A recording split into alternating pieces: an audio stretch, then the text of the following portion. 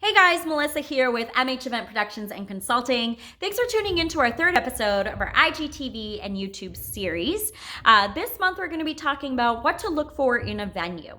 Last month we talked about the first few steps to get you started with wedding planning, and we did briefly talk about it, but I wanted to go over the venue stuff this month as if it's any type of event, like corporate, fashion, whatever. So your generics. So jumping right in, the first thing you should look for is location. Location, location, location. I am sure that you have heard this terminology 5 million times, from buying a house to whatever. Location is so important. Think about your guests. Yes, it is your event, but in the end, your guests are actually the people that make your event successful, because they are the ones that are going to be like going and going over if your event was awesome or not. So guest experience is everything. So when it comes to location, are they traveling in from out of town? If so, what are they going to be doing when the event isn't happening? Entertainment, restaurants, things like that. Last month I did talk about, when it came to location, talking about transportation time, the nearest hotel, things like that. So if you are curious about that aspect, tune into last month's, whether you're a corporate event or a fashion show, whatever type of event.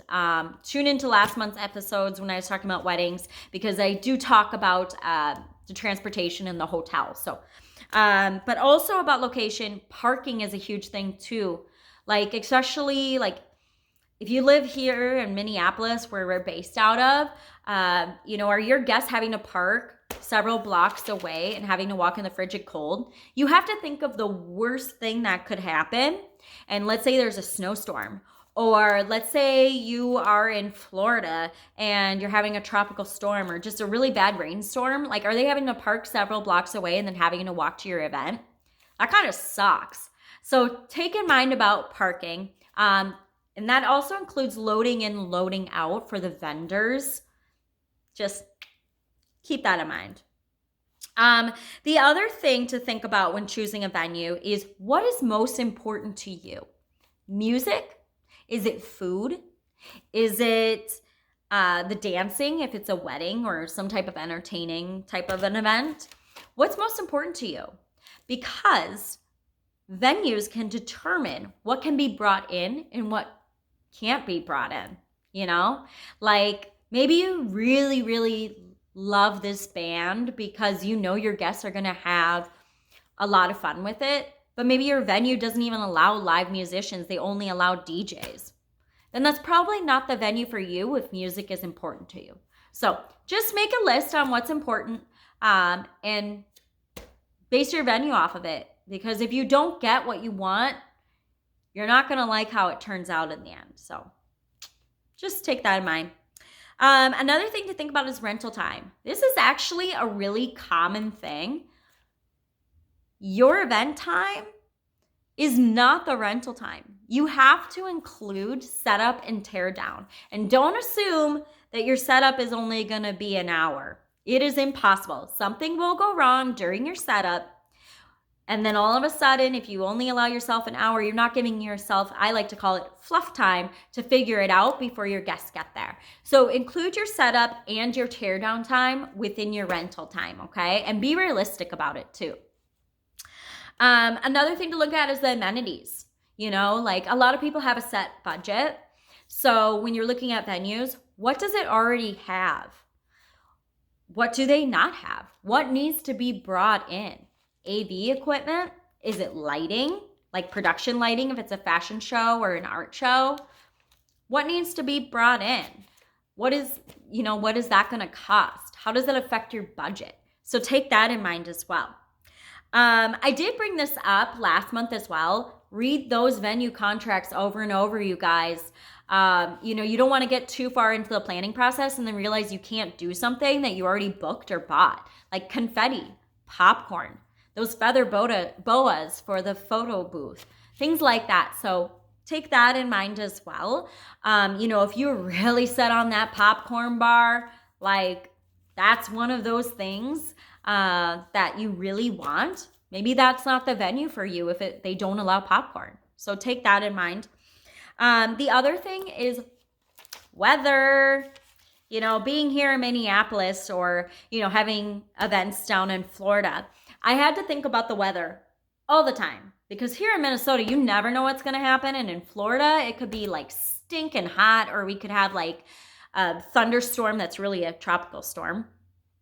What is the backup plan if it rains or snows or whatever? You know, maybe you fell in love with a venue because the outdoor space is awesome, you know, but then the weather plays into effect. What is the backup plan, you know, for that ceremony or that cocktail hour or whatever it may be? What is the backup plan?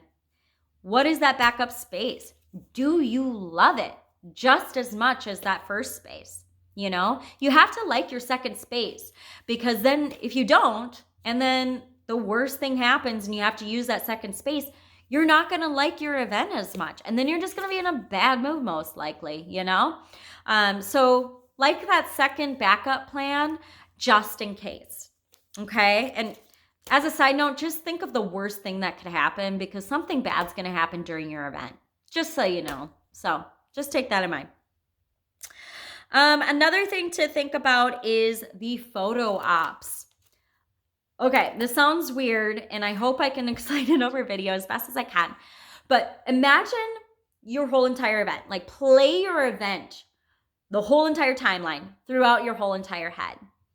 What is each shot going to look like, whether it's a video or a photo? What is that photo op? Think of, like, you know, if it's a corporate event and you have a speaker, what is the background going to look like? Your wedding, what is the background going to look like? For a fashion show, what is your background going to look like? You know, is your guests going to see the models before they head out on the runway, or they're going to be hidden? Think about every single visual photo and video op, because that can be a huge part in your venue too.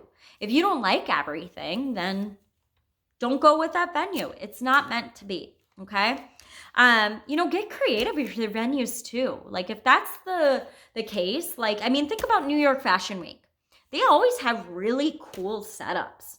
Like, think outside the box. It doesn't necessarily, I'm just going to leave it there. Just think outside the box if you're coming across venues that you don't really like, you know, maybe an empty warehouse. Maybe you rent an empty warehouse. I'm sure those are available.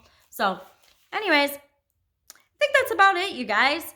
Otherwise this video will get super long. If you have any other questions about what to look for in a venue, we do offer hourly consulting. So that's actually one of our most popular services. And we offer it because of this. So there's a lot of people that want to pick our brains, and make sure they're not forgetting anything, about the day of and things like that. So, that's why we offer it. And so it's very similar to these video series. So if you have any questions, feel free to reach out, mheventproductions.com. I hope you enjoy this video, and we'll see you next month. Bye, guys.